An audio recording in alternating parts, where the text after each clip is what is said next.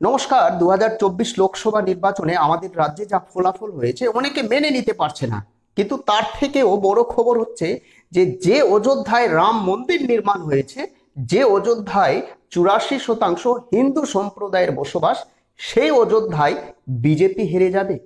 বিজেপির প্রার্থী সেখানে জিততে পারবে না, সেখানে সমাজবাদী পার্টির প্রার্থী জয়ী হবে। এই হারটা কোনো ভারতবাসী যারা বিজেপি করে তারা কিন্তু মেনে নিতে পারছে না।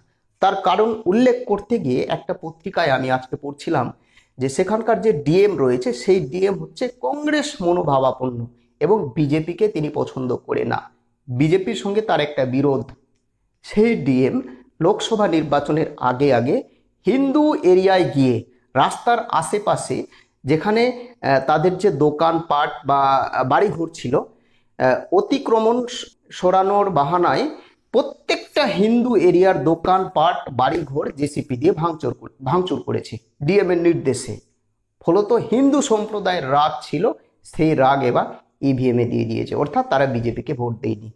তার একটা কারণ আমি আজকে পড়ছিলাম, এই কারণ উল্লেখ ছিল। এই হচ্ছে অযোধ্যায় বিজেপি হারার মূল কারণ।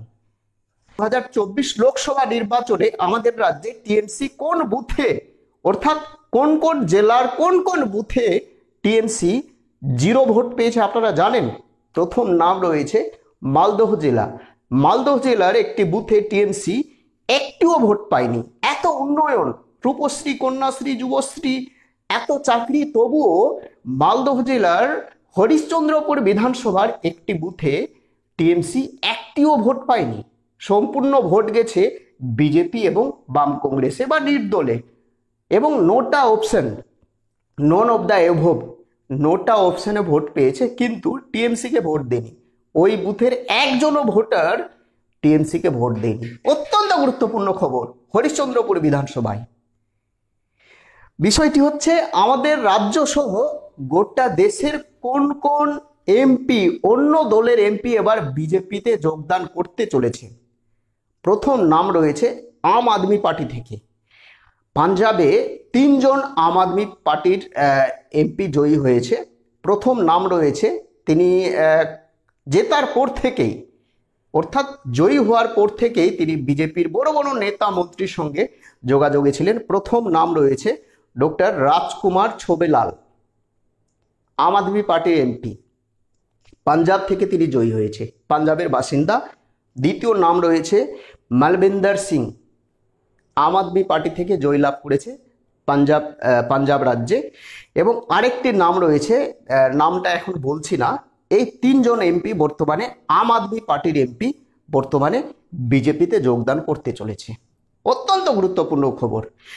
এবার আমি আসছি রাজস্থান। রাজস্থানে একটি পার্টি রয়েছে বিএপি। রাজস্থান থেকে একটা লোকাল পার্টি রয়েছে বিএপি। সেই বিএপির জেতা এমপি 2024 লোকসভা নির্বাচন, বিএপির জেতা এমপি এবার বিজেপিতে যোগদান করতে চলেছে।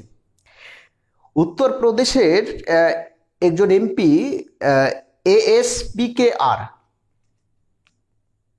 এই নির্দল প্রার্থী এবার বিজেপিতে যোগদান করতে চলেছে।